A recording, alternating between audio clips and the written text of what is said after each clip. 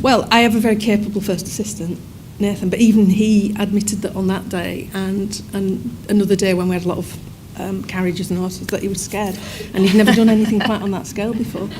I mean, there were a lot of, because it's a big production, and there were lots of things we were all doing for the first time, because you'd never driven horses like that before, had you? No. We were just having to sort of embrace the challenge and run with it, and it was exciting. It was.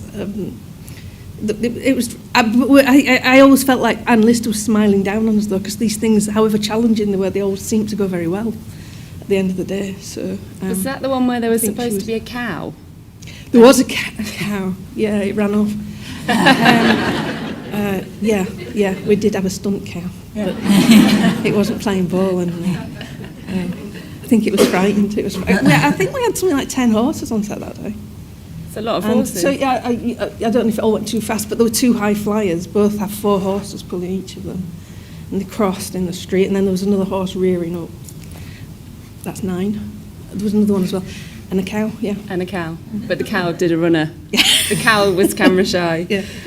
Let's go all the way back to the beginning of Gentleman Jack, because Sally, for you, this has been a kind of passion project, and it's been an idea that you've had for 20 years or more.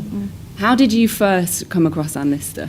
Well, I grew up in Halifax, so I was always aware of Shibden Hall. It was somewhere I always visited as a child, but I didn't become aware of Anne Lister. Probably till sometime in the 90s, I became aware that this extraordinary woman had owned Shibden Hall. I can't even use the word extraordinary. I just became aware that somebody intriguing and unusual had owned Shibden Hall, and I couldn't find things out about it. This is before the internet. It's before you could just, order a book like that on Amazon. And I asked a friend of mine. I was living down south at the time, so I asked a friend of mine who still lived there if she could do some finding out for me. She could go into the archives, go up to Shibden, and just find out a little bit more about who this woman was.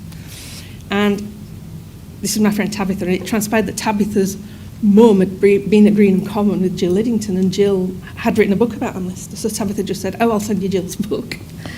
And so it was when I read Jill's book, Female Fortune, that I just got this huge hit of who Anne Lister was. And it was, I couldn't believe, I'd always felt I'd had a connection to Shibden. I love Shibden Hall. It's the most sublime place on earth. And then to find out that this extraordinary woman had owned it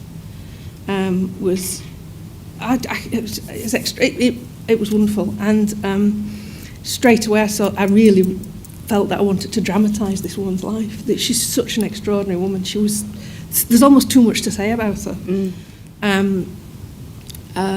So I pitched it probably first to a broadcaster in about 2003, and no one was interested at all. But it never went away. So I, went away and wrote other shows and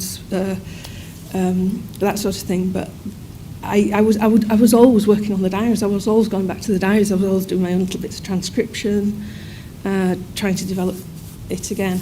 And then I think it was after Happy Valley, Charlotte at the BBC asked me what I wanted to do next. And it's the first time I'd been asked what I want to do next. And so I think I pitched about 5 ideas, and she said, what do you want to do most? And I said, Anne Lister. And that's how it finally got greenlit. And you've written shows with Suranne at least three times before. What made you think that Suranne was your Anne Lister? Because you've had this idea of her for so long.